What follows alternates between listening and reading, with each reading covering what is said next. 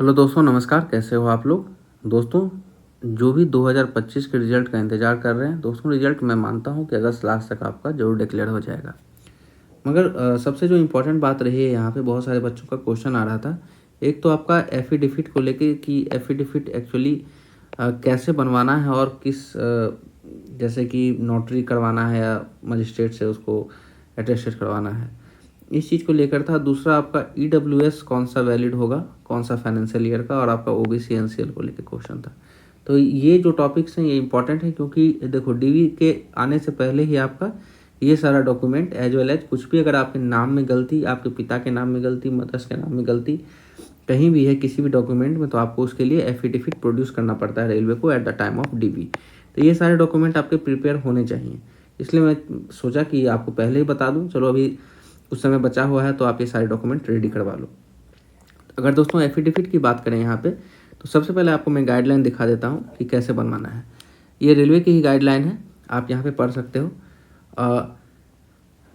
आप यहाँ पे पॉइंट 14 पढ़िए। गेजेटेड नोटिफिकेशन और एनी लीगल डॉक्यूमेंट, कोई भी लीगल डॉक्यूमेंट अगर फॉर्मल चेंज ऑफ नाम आपका हुआ है, आपका नाम हो या आपके फादर का नाम हो, in the online application and the original certificate document. देखो ऑनलाइन एप्लीकेशन जो आपने किया और आपका जो ओरिजिनल सर्टिफिकेट डॉक्यूमेंट जो आप प्रोड्यूस करोगे, उसमें नाम में कुछ अंतर आ गया, गलती हो गई, या आपने मिस टाइप इधर कर दिया या आपका इधर सही है मगर डॉक्यूमेंट में गलती लिखा हुआ है, दोनों ही केस में आपको एफिडेविट जमा करना पड़ेगा।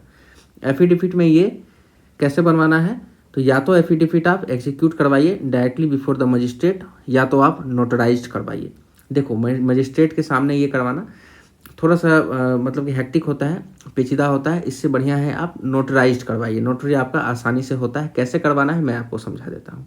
इसके लिए दोस्तों आपको मैं एक सैंपल दिखा देता हूँ। ये देखो, नॉन जुडिशियल स्टाम्प आपको लेना है। आजकल ई स्टाम्प ज़्यादा मिलता है, मतलब कि प्रिंट करके आपको स्टाम्प दे दिया जाएगा। 50 रुपया, 100 रुपया, 10 रुपये का भी चलेगा, जैसा मिल जाए आपको, ठीक है। और एक होता है ऐसा स्टाम्प पेपर, 10 रुपया, 20 रुपया, 50 रुपया। तो दोनों देखो, गैर नागरिक लिखा होना, सॉरी गैर न्यायिक लिखा होना चाहिए, मतलब नॉन जुडिशियल स्टाम्प लेना है, जुडिशियल स्टाम्प आपको नहीं लेना है। नॉन जुडिशियल स्टाम्प आपने ले लिया, उसके बाद ये वाला जो एरिया है, यहाँ पे वो लोग जो बैठे रहते हैं सिविल कोर्ट के सामने, नोटरी वाले, पूछ लेना, बहुत सारे नोटरी वाले बैठे रहते हैं, वो यहाँ पे आपका सारा डिटेल भरेंगे। और देखो जैसे आपका मान लो, मैं ऐसा समझता हूँ जैसे कि 10th के सर्टिफिकेट में आपका नाम गलती लिखा हुआ है, तो वो लिखेंगे कि 10th के सर्टिफिकेट में जो ये आपका जो भी डिटेल्स है वो लिखेंगे, ये जो नाम है ये इसी व्यक्ति का नाम है जो कि ये एफिडेविट बना रहा है, और आपका रियल जो ओरिजिनल नाम है उसका एक डॉक्यूमेंट भी देंगे, जैसे आपका आधार कार्ड देंगे जिसमें कि सही नाम लिखा हुआ है, या कोई भी डॉक्यूमेंट। तो इसमें वो एफिडेविट करेंगे कि ये दोनों आदमी सेम है, ऐसा एफिडेविट किया जा रहा है, और सत्यापन में आप सिग्नेचर करोगे, ठीक है। उसके बाद ये नोटराइज्ड स्टाम्प यहाँ पे एक मारा जाएगा, नोटरी लिखा हुआ, ठीक है। तो मतलब कि गवर्नमेंट के रजिस्टर में ये डॉक्यूमेंट एंट्री हो गया, कि मतलब आपने सरकारी दस्तावेज इसको बनाया और आपने सत्यापन किया है कि मैं जो ये डिक्लेयर कर रहा हूँ कि वो मैं ही हूँ जिसका दोनों नाम अलग अलग लिखा हुआ है।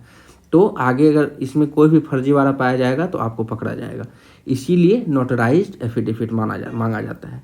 तो आप समझ गए, कोई भी केस हो, आप ऐसा एक पेपर खरीदोगे, ऐसा लो या फिर ऐसा लो, या आजकल एक मतलब पुराने ज़माने में एक ऐसा भी आता था कि पेपर रहता था, उसके ऊपर एक चिट्ठी ऐसा मतलब कि स्टिकर चिपका दिया जाता था, 100 रुपया, 50 रुपये का, तो वो भी चलेगा, ठीक है। अगर पुराना जगह पे वैसा मिलता है तो वो भी चलेगा, किसी भी टाइप का ले सकते हो। ये सब कन्फ्यूजन आपका था, मैंने यहाँ पे दूर कर दिया है। एफिडेविट की अब कोई कन्फ्यूजन आपको नहीं रही होगी। दूसरी बात यहाँ पे हम करेंगे ईडब्ल्यूएस की और ओबीसी एनसीएल की वैलिडिटी क्या रहेगी। तो उसके लिए दोस्तों देखो, यहाँ पे मैं आपको दिखा देता हूँ ये गाइडलाइंस क्या कहते हैं। तो दोस्तों आप यहाँ पे देख सकते हो कि ईडब्ल्यूएस और ओबीसी एनसीएल का क्या गाइडलाइन है। तो ओबीसी एनसीएल की अगर बात करें तो यहाँ लिखा हुआ है क्या, issued on or later 1/4/25, not more than the closing date of online application.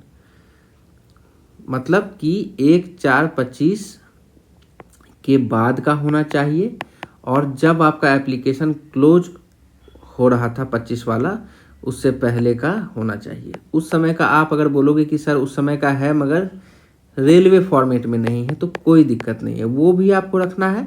Original जो आपने फॉर्म भरने के समय अपलोड किया था और अभी आपको रेलवे के फॉर्मेट में एक बनवा लेना है, दोनों आपको लेके जाना है डीबी के टाइम फॉर सेफर साइड। ठीक है, ये आप समझ गए डेट का जो झमेला था। ईडब्ल्यूएस में आपका था फाइनेंशियल ईयर कौन सा होगा, सीधा लिखा हुआ है देखो, since the closing date falls in, आपका जो एप्लीकेशन का क्लोजिंग डेट है वो फाइनेंशियल ईयर 25-26 में फॉल कर रहा है, then the income considered is for immediately preceding financial year, मतलब फाइनेंशियल ईयर 2024-25, मतलब अप्रैल 2024 से लेके मार्च 2025 के बीच में आपका इनकम दिखाना है, उसके बेसिस पे आपका ईडब्ल्यूएस सर्टिफिकेट इशू करवाना है।